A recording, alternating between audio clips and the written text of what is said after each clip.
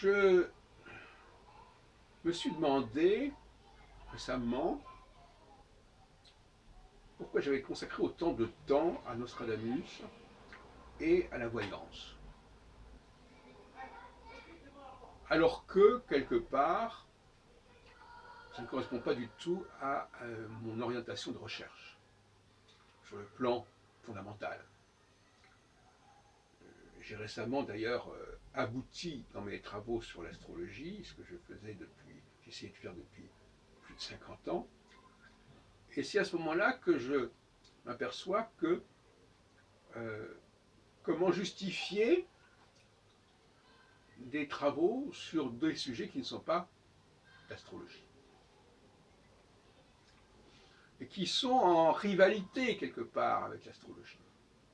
Le prophétisme, la voyance. Est-ce qu'il y a là une contradiction de ma part? Il y a une contradiction, certes, mais c'est une contradiction qui est liée à la dualité, à l'adversaire, à l'opposant. Qu'est-ce que je veux dire par là? Par là que le prophétisme s'oppose à l'astrologie, que la voyance s'oppose à l'astrologie, que le prophétisme et la voyance, parfois d'ailleurs se confondent par certains côtés. Souvent on dit, je ne sais pas, par exemple, qu'un prophète, on va dire que c'est un grand voyant, ou un mage, et que le voyant peut être un prophète. Ces populations-là, c'est l'autre voie.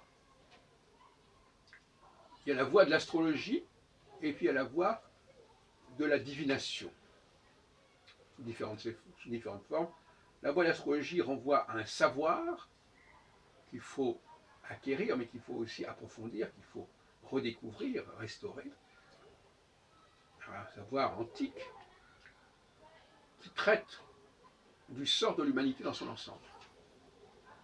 Et de l'autre côté, on a des personnes qui ont finalement un pouvoir, une capacité à percevoir certaines choses, à lire les choses dans l'esprit des gens, l'empathie, la télépathie, ou même éventuellement, je sais pas, des annales akashiques, enfin, peu importe. En tout cas, ce sont des mondes différents qui ne se fréquentent d'ailleurs pas beaucoup. Nostradamus, par exemple, n'est pas très prisé par les astrologues. Et pourtant, on va nous dire que c'est le plus grand astrologue français. Il a été astrologue, il a fait une carrière d'astrologue, aussi bien dans sa correspondance personnelle, professionnelle, que dans ses publications. Ça a été étudié par des gens comme Jean Dupeb, par Vignard,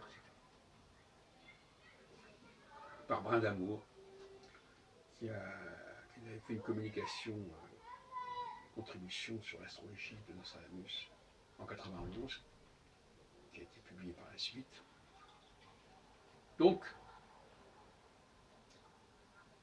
Nostradamus a une base astrologique, on en trouve quelques éléments épars et souvent incompréhensibles dans quelques quatrains, et ma thèse c'est que ces éléments astrologiques sont là de manière totalement aléatoire, puisque ces quatrains centuriques, et même les quatrains des almanachs, ont souvent été faits à partir de textes en prose de Nostradamus. Donc on récupère des éléments de la prose de Nostradamus, on les met sous forme de quatrains. C'est un peu une plaisanterie, une fantaisie. Mais finalement, quand on lit les centuries, à part quelques éléments de la préface à César et l'épître à Henri II, où on fait allusion à quelques cyclicités, à l'astrologie judicielle, comme il dit, et encore faudrait savoir si ces épîtres sont vraiment nostradamus ou si elles ont été remaniées, enfin, c'est un autre problème. Eh bien, à part cela, on sait très bien, il suffit de voir d'ailleurs le commentaire de 1594 de Jean-Aimé de Chavigny, il n'apporte aucun élément astrologique aucune connaissance astrologique pour déchiffrer ou commenter les quatrains de Nostradamus soi-disant. Donc, l'astrologie, elle est là, elle n'est pas là. Il est astrologue, mais en fin de compte, ce qui a été réédité, parce que ces almanachs, ils n'ont pas été réédités, pas jusqu'à la fin du 20e siècle. En tout cas, bon, tout ça, il n'y a pas beaucoup d'astrologie, il y a très peu d'astrologie. Donc il y a une espèce de paradoxe. Voilà un astrologue qui a vécu, qui a publié, qui a travaillé sur les éphémérides pendant des mois, des années, avec des thèmes pour chaque mois. Et qui finalement est connu pour un ouvrage où il n'y a quasiment pas d'astrologie. Alors, ce n'est pas le seul cas. Je n'ai pas travaillé que sur Nostradamus. Dans ma thèse, le texte prophétique en France, je m'intéresse aussi à bien d'autres auteurs, notamment à Lichtenberger, qui est un astrologue aussi, comme Nostradamus, mais de la génération d'avant, et même de la fin du XVe siècle. Et qui s'est fait connaître par la suite par le Mirabilis Liber, qui est un ouvrage où quelques éléments d'astrologie sont mélangés avec toute une littérature prophétique. Je vous rappelle qu'en 1994, j'ai été j'étais le commissaire d'une exposition à la Bibliothèque nationale, la fin de la Bibliothèque nationale, à Richelieu, Astrologie et prophétie, merveille sans image, qui a fait l'objet d'un livret, qu'on peut trouver encore, donc, qui a été édité par les éditions de la Bibliothèque nationale. Donc, voilà. Et puis alors l'autre aspect, c'est la voyance. J'ai passé beaucoup de temps à interviewer des voyants dans les salons, etc. Et on les trouve toujours, ces interviews, sur Internet, notamment sur la chaîne de la subconscience. Alors pourquoi s'intéresser aux voyants qui n'ont pas, en général, un grand rapport à l'astrologie, de manière accessoire, ou alors qui utilisent l'astrologie comme un support? Là aussi, on pourrait dire c'est paradoxal. Vous vous occupez des astrologues, à une époque vous n'avez fait que ça, et puis vous avez obliqué,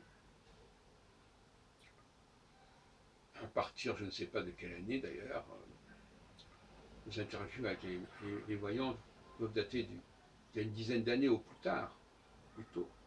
Et vous avez passé votre temps à interviewer des centaines de voyants, vous êtes allé les voir, vous les avez interviewés dans des salons, vous avez interviewé aussi des différentes personnes s'occupant du bien-être, etc.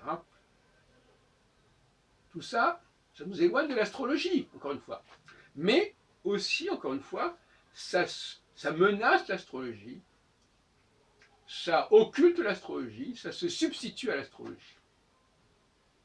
Et on sait très bien qu'une discipline ne s'explique en partie que par ce qui s'oppose à elle, ce qui en prend le contre-pied. C'est le rapport aussi entre judaïsme et christianisme, par exemple. C'est le rapport entre le français et l'anglais. Chaque fois, il y a un ennemi entre guillemets, qui veut prendre la place, qui veut se substituer. Le christianisme veut se substituer au judaïsme, et donc les chrétiens aux juifs. L'anglais veut se substituer au français. La prophétie veut se substituer à l'astrologie. La voyance veut se substituer aussi à l'astrologie, etc. Donc, voyez-vous, la démarche est complètement dialectique. Le diable, les valeurs sataniques, celles qui vous menacent quelque part, celles qui vous occultent, celles qui vous remplacent, c'est important de les connaître. Tout comme un médecin doit connaître les maladies, et pas seulement travailler sur la connaissance du corps, telle qu'elle est normalement établie. Il y a une nocivité, il y a une nuisance qu'il faut connaître, qu'il faut dénoncer. Et c'est pour cela d'ailleurs que, pour revenir à Nostradamus, et même aussi à la voyance, je ne me dispense pas de montrer les failles du prophétisme, les failles de la voyance. La voyance qui est, comme dit, on s'attache à l'individu, avec des moyens qui valent ce qu'ils valent. Et en comparaison de mes travaux sur l'astrologie tels qu'ils sont aujourd'hui, tout ça me paraît dérisoire. Mais peut-être faut-il connaître un certain nombre de problématiques, de périls, de menaces par rapport à un savoir, pour arriver à dégager ce savoir des erreurs que lui-même a commises. Et Dieu sait si l'astrologie s'est fourvoyée.